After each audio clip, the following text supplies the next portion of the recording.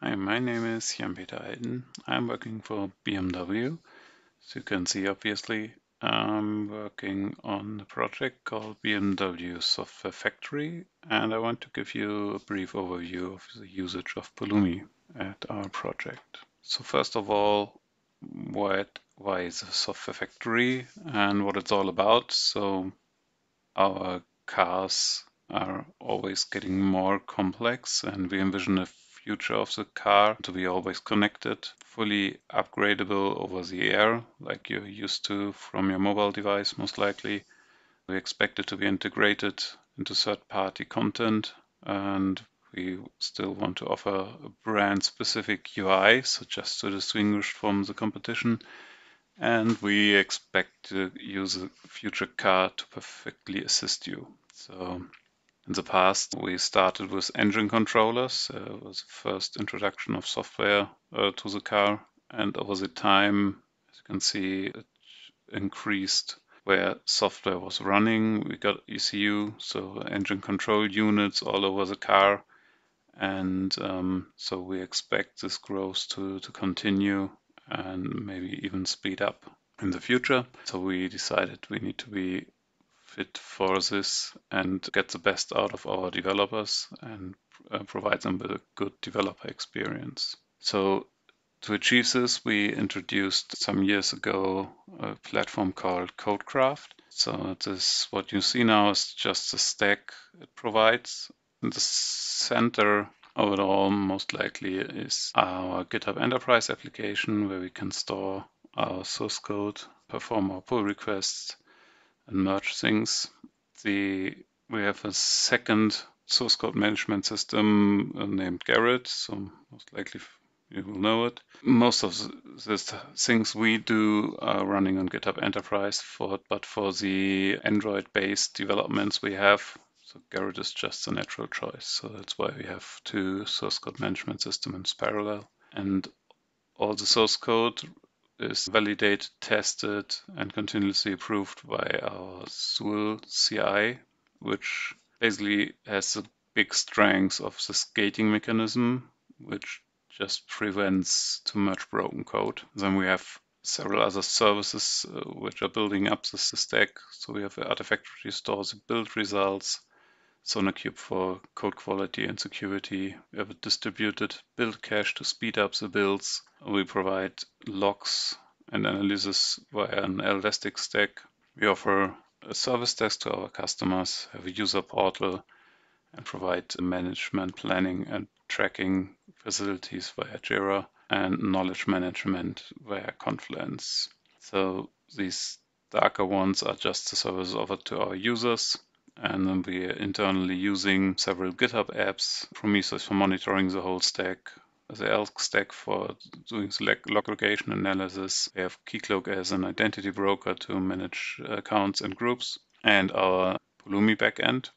This status cast based status page just to keep people updated if something's not running. All these services by now are based on on-prem data center and running on OpenStack and on AWS. For AWS, we have EKS as a basis for most of the services, and for on-prem, we use COPS clusters. So just to give you an impression of this Zool CI system and what's just going on this platform. So we started back in 2018 with just one data center and some load on it. So it took quite some time to raise an adoption, but then you can see a steady increase in the virtual CPUs consumed by all these CI jobs we were running. And what you can see, it's a steady growing, and we introduced AWS and have a spike in there, most like a bit due to duplicate jobs running at the same time to verify that everything works on AWS well. And then you see just a decline in this on-prem vCPUs, and which is overcompensated by AWS usage by now. So to manage all these things, we needed a lot of compute power. It all started with one data center, which had around 9,000 virtual CPUs available. where we were just running our services on. Most technically, the deployment was just on virtual machines using Ansible. We had an OpenShift cluster back then, and that's just how we started. But as you saw in the usage graphs earlier, so we soon were in urgent need of growing, and we couldn't grow the first data center, so we introduced further data centers. So each as roughly is the same size, or run on OpenStack basically. And this made the setup already a lot more complex because these data centers were located in different locations. We had to obey network limitations and just scale all the platform to cope with the demand on the Zool side. Later on, we started to move to the public cloud. So we introduced just an account in EO Central 1 Frankfurt and started to put some load on there. With this running pretty smoothly, we introduced further services, and at one point in time we just ran into the issue that we were iced, so-called ice error, insufficient capacity error from AWS, where we just didn't get enough virtual machines anymore. And that led to just adopt more regions. So by now we are running in Central 1, in North 1, and EU West 1, so Dublin and Stockholm in addition. So it's quite complex to get all these things managed, connected, and up to date. So as I already teased, the history, so the tooling evolved as well. So we started with Ansible with one single cloud, was somehow feasible. With the introduction of OpenShift and Kubernetes, we built up some custom deployment scripting, 2018 or so. So it was just our homegrown solution. Later on, we used Helm, and with Helm came Kustomize. And for the infrastructure topics, beginning with the public cloud, we started to use Terraform to deploy first cloud services in AWS. And that stopped scaling for us. So we needed somehow to switch. And we stumbled, luckily, upon Pulumi right when we really started to grow on AWS. And so we were lucky to just use this AWS switch to implement our initial Pulumi setup there. And we used this time to basically build everything from scratch, do the shared tooling. We introduced our shared modules. So we started with Python binding of Pulumi because we just had a strong background in Python due to the Zool CI, which is mainly Python based. And that was just the beginning of our shared modules, which I will have a look into later. Then we introduced cookie cutter templates for our services to just have always the same basis for each service. And most likely one of the success factors was to perform an internal training just to bring everybody up on speed using Pulumi and to understand the basic concepts behind it. And luckily, we were then able to redeploy all services using Pulumi, which just reduced the pain of this cluttered historically tool chain we had. So it was a wild mixture. And with Pulumi, the setup, we were able to redeploy all the services and just have one common solution for all the services. So I already mentioned the shared modules libraries that we introduced. So just to give you some deep dive into the code we have there. So one example you see is the database manager. So some of these services just need a database to store their data in the backend. And we wanted to just abstract the complexity of AWS away from the guys who just need to run the service.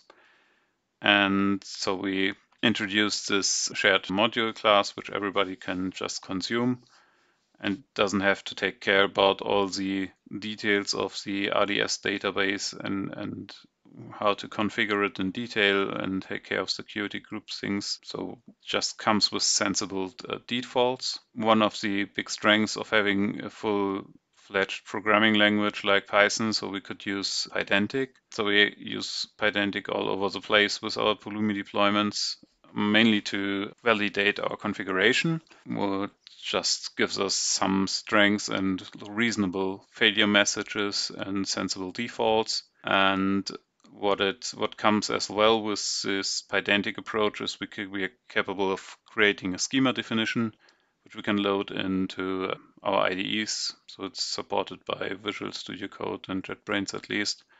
And so our config files are just YAML based. And sometimes you could have a hard time remembering the correct config, but with the schema files generated out of the Pydantic definition, you have support in your IDE with auto-completion, and it just will complain about invalid tags in the configuration. So, and yeah, it all boils down to a usage example like this. So all you have to do if you want to get a database out of this is to pass this database config where you get the support from the IDE, pass a username and a password. So most likely a password result from a random Pulumi thing. You just have to specify the VPC where you want to put it, and you can give it the security groups tags, just some default tags we always need for our cost of FinOps processes. And it just can give it a provider and protect it so that you don't delete it accidentally.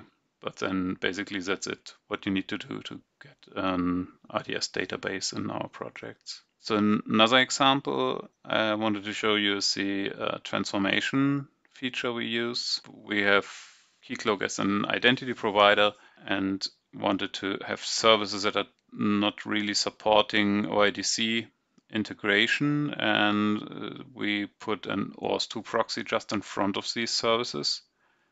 And that's just a basic pattern we use for each service that does not support OIDC built in. And so we introduced also with our shared module an OAuth2 proxy, so which has this description that it can be used by a transformation. So basically you have to specify the client ID from the client you registered in Keycloak, and you can pass some allowed groups so that it's possible to restrict services to certain groups. And what you then have to do, you can generate the OAuth2 proxy config, and in the end we have this transformation thing going on. So we just check if it's a deployment or a stateful set, so otherwise we won't accept the deployment. And then we can just inject into the deployment, into the stateful set, we can just inject additional containers back with the OAuth2 proxy thing and pass the config to it. And we have protected the service with OAuth2 proxy. And for we just add the containers to the template spec, and then in the usage, it's running pretty simple. So we have just a simple example with an Nginx, which is protected by it. And all you have to do to protect your regular deployment with the OAuth2 proxies to put the transformation into the resource options. And this transformation will just inject the OAuth2 proxy into the original deployment of your service. So it's pretty nice and easy to just protect your service. And one thing we make even more use by now, especially enforced by introducing the self-hosted backend, are the policies. So basically, before we introduced the policies, everybody was able to deploy freely and maybe not at the best practice security-wise, and with concerns of compliance issues. And with every security and compliance violation we find by now, so we introduce a new policy, which is very nice. You have different enforcement levels, and so we can first say it's just an advisory to give people a chance to clean up their services, and we can then enforce it to mandatory later on. And that's just an example that we want all our S3 buckets to be encrypted at rest. And so we can just check it and can then just enforce or check the algorithm. And for this example, so we already have it set to mandatory, so all our buckets are just encrypted at rest, and nobody will be able to deploy a S3 bucket which is not encrypted. So what are now the benefits we got out of all this? So these shared modules just speed up our development, so we can share best practices for databases and all the other things that you need all over the place. Again, like protecting services with OAuth2 proxy, we just have them once in our shared modules and you just can use it. So it's really speeding up development. And we're preventing code duplication, so which increase maintainability a lot. So out of the policies, we get a just compliant deployment and have a secure system, and that's just from the beginning. We don't have to wait for some Cloudroom scanner to identify the issues. We just can't deploy with this basic set of compliance and security. And for us, where we have a strong background on Python in our team, so we have strong benefits of being able to use the Python language instead of some special language like HashiCorp's HCL. So we have a fully fledged programming language. It comes with dependency management, like the shared modules. We can just put it in on a fixed version and have just best practices like renovate to keep dependencies updated and do it in a controlled manner. And we get all the nice things you get with programming languages like Rough and Pyrite, PyTest, Pydantic, and all the other libraries that could be of use. So it's just to name the most important ones for us there. It brings me nearly to the end. So just to give you a glimpse what our future now looks like. So I already mentioned, so we now are at a level of a software factory. So in contrast to our original platform Codecraft, the software factory will even improve the developer experience further with a lot of new services coming up, better integration, and yeah, we just need to reach the next level of developer productivity here. And so for this, we need to focus on really our services and deployment, and that's just why we plan in the future to drop our self-hosted backend, which does not cost too many internal effort, to be honest, but sometimes it's just distracting and most likely will happen in the wrong point of time. And so we want just to move to the SaaS offering and leave the operation of that service just to the people who know best how to operate it. So that's all for now. I just wanted to show you. Feel free to reach out afterwards if you have any questions. You'll find me on LinkedIn.